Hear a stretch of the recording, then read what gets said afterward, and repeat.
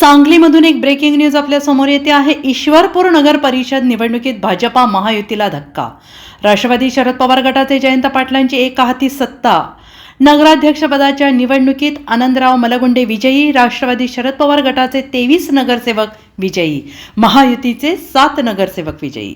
सांगलीच्या ईश्वरपूर नगर परिषद निवडणुकीमध्ये राष्ट्रवादी शरद पवार गटाचे जयंत पाटील यांनी एकहाती सत्ता मिळवली आहे।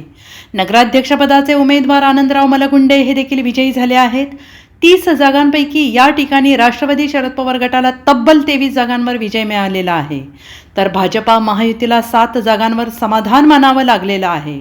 या विजयानंतर ईश्वरपूरमध्ये राष्ट्रवादी शरद पवार गटाच्या कार्यकर्त्यांकडून फटाक्यांची, आतिषबाजी आणि गुलालांची उधळण करत जल्लोष करण्यात येतो आहे।